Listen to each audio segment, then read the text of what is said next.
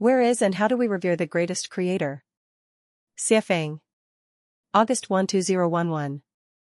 Translated by Transin and edited by Kayer.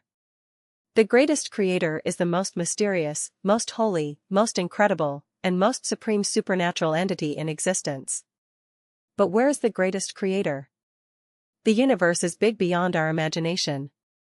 Our Earth universe alone contains 3,000 great worlds, each of which contains 3,000 medium worlds, each of those contain 3,000 small worlds, and this Earth universe is just a speck of dust in a much greater universe. This universe has 20 parallel worlds within 36-dimensional space. Where does the greatest creator reside in such a vast universe? The matter of the greatest creator is in the zero world of the 36-dimensional space.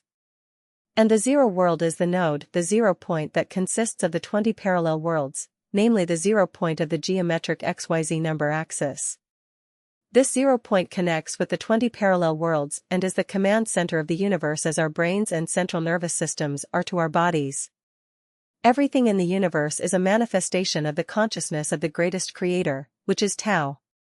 It is like everything created on the earth is a manifestation of human consciousness except for the natural material.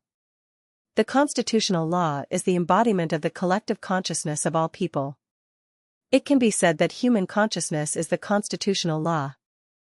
Tao is the spirit of the greatest creator and all things run in Tao and are ultimately dominated by it.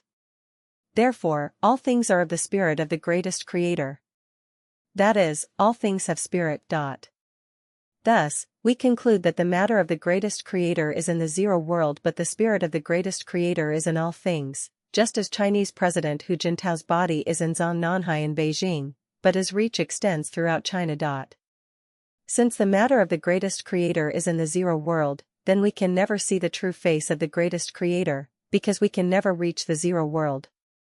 Since we can never see the true face of the greatest creator, then how can we feel the presence of and know the will of the greatest creator? We can know and understand it by the things we hear, see, taste, smell, touch, feel, and experience around us. Since the spirit of the greatest creator is in all things throughout the universe, then all things contain the will of the greatest creator. We can know and experience the greatest creator and learn the will of the greatest creator through all things in the universe. This means that all things are the discourse of the greatest creator and all the changes we sense are the monologue of the greatest creator within us. From things changing, we can know what the greatest creator wants us to do and how we must do it. For instance, a healthy person with a headache is not a normal situation.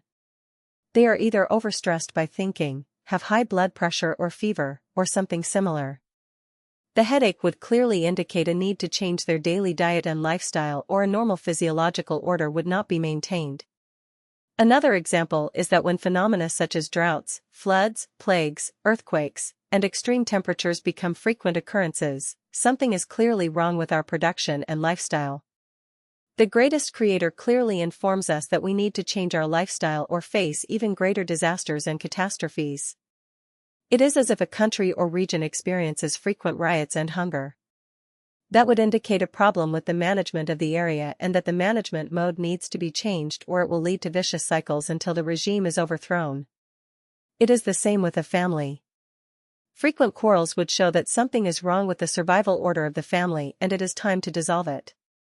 Were this phenomenon to occur in most families around the globe, something would be wrong with the survival mode and lifestyle of the family system and it would need to be broken up or people's pains and true bliss would never end and would lead to self-destruction. The greatest creator is everywhere. I see the greatest creator everywhere and all the time, from the changing weather, the blooming flowers, the mature fruits, the moving of bees' nests, the bellies of pregnant women, the wedding nights, the gurgling water, and the texture of shells from my own eyes, witnessing the transformations through time. As long as we open our spiritual perception, we can see the greatest creator everywhere and at any time. This leads to an appalling question: how can we revere the greatest creator? Reverence of the greatest creator is not a concept that can be taken as a pet phrase. We need to revere the greatest creator in our daily words and deeds in a concrete manner. Revering all things is to revere the greatest creator. When I am faced with a stem of grass, an insect, a thing, or a person, I can see the greatest creator looking right back at me through it or him or her. If I react correctly, I will go to heaven, but if I react incorrectly, I will go to hell.